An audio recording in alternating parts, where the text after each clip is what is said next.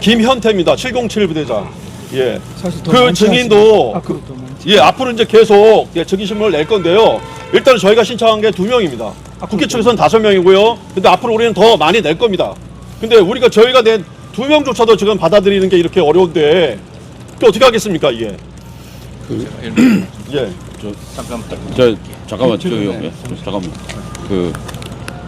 준비 절차 기일 내에서부터 지금에 이르기까지 이 증거 법칙에 대해서 계속 피청구인 측은 주장을 해왔습니다.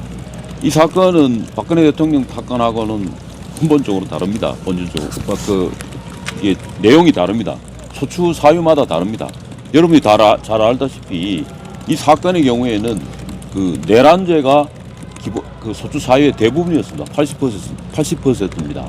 그 내란죄를 가지고 소추 의결을 했지 않습니까? 그래서 그 내란죄에 대한 부분에 대해서 철회를 했어요. 그러면 그 철회된 것에 대한 철회된 걸 가지고 전제로 해야 되는데, 그래서 그 내용이 다르기 때문에 입증 증명 법칙을 할 때에 그 부분은 종전 선례에 비추어서 따라서 하는 것은 적절하지 않다는 말을 지적을 계속했습니다. 그래서 증인 채택이나 구체적인 소송 지휘를 하실 때 그거를 반영해서 증인 채택을 하시라고 주장을 했고 그것을 기대하고 있었습니다. 근데 오늘 진행한 것의 결과를 보면 아까 말씀하신 것처럼 청구인이 주장한 5명의 증인 신청을 그대로 바로 채택을 하고 먼저 증인들을 기일을 먼저 잡았습니다. 그런데 잘 아시는 것처럼 구체적인 포고령이라든지 기시를 한 사람이 국방장관과 대통령 사이에 이 계엄 선포가 중요 부분이 있는데, 나머지 5사람은 지시를 구체적으로 국방장관이나 다른 사람으로 지시를 받은 사람들입니다. 그래서 계엄의 내용에 대해서는 잘 알 수가 없는 것이죠. 구체적인 진행. 그러니까 김영현 장관에 대한 5명이 신청을 청구인이 신청하는 부분과 더불어서 김영현 장관이 같은 기일에 진술을 해야만 비로소 계엄의 내용이라든지 구체적인 실체가 바로 증명이 될 수 있는 상황일 겁니다. 그런데 김영현 장관은 후일에 같이 진행을 하지 않고 먼저 진행한다고 하는 겁니다. 그리고 지금 김현태 증인 신청한 것은 현장에 707 부대가 현장을 지휘한 사람입니다. 그러면 국방장관이 지시한 내용이 구체적인 5사람에서 다시 또 지시를 내려가서 구체적인 현장 지휘를 한 사람이기 때문에 같이 증언을 해야 마야 실체적 진실이 밝혀질 거 아니겠습니까? 그런데 이제 지금 증언 채택한 것으로 보면, 현재 채택한 것으로 보면 청구인이 소추인 측이 정한 5명을 먼저 신문하는 걸로 돼 있고, 제일 나중에 김영현 장관을 하도록 그렇게 지금 배정을 했습니다. 그리고 그런데 다만 우리가 주장을 했고, 그래서 이거는 합당하지 않다. 전체 관련이 된 것은 김영현 장관은 5사람하고 다 같이 반박을 하고 반대 신문 보장이 돼야만 실체가 진실이 발견된다.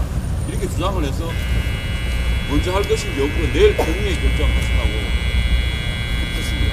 근데 사후라도 한기일에 청구인이 주장하는 증인만을 신문한다고 하면 실체적 진실이 발견될 수가 없는 부분이 있는 점을 주장했고, 그것이 이제 그렇게 채택되어야만 여러분이 말씀하신 것처럼 제대로 된 실체가 증명이 될 것입니다. 그리고 지금 말씀하신 것처럼 또 추가로 오늘 답변서의 가장 중요한 부분 중에 하나가 지금 먼저 말씀하셨습니다만, 계엄의 이유 중에 하나가 선관위에 군대 파견하고 국회에 참여했고 선관위에 290명이 맞지 않습니까? 그럼 선관위에 민주주의에서 가장 중요한 민주주권을 행사하는 건 선거제잖아요.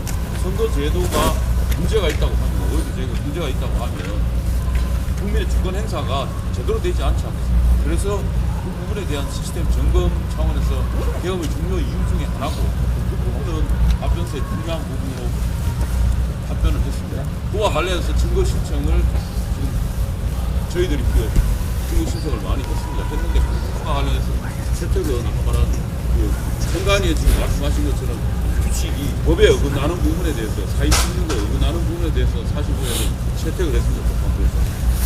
채택을 했고, 그 증거나 다른 부분에 판단에 대한 증거 채택에 대해서는 내일 경위에 결정하신다고 했습니다. 이거는 내일 경위를 결과를 보고 진행 진행되는 것을 살펴봐야 할 것 같습니다. 그래서 말씀 우리가 속단할 것은 아니고 다만 분명히 말씀드린 거는 증거 채택 방법을 대통령이 유보돼 있고 탄핵 심판에 의한 대통령이 국정 책임자고 지금 현직 대통령이고 결론이 어떻든 그 신속하게 해야 될 부분도 있습니다. 국정이 장기간. 그러나 중요한 것은 국민이 선출한 유일한 대표자고 국정의 책임자인데 그것을 탄핵 여부를 결정하는 데 있어서는 충분한 제대로 된 법적 절차를 적법 절차에 따라 심리가 이루어지고 그에 따라서 사실관계가 규명된 상황에서 판단이 되어야 한다는 말씀입니다. 그래서 그런 차원에서 재판부의 증거 채택이나 이런 부분을 그 행위 결과를 지켜보겠습니다.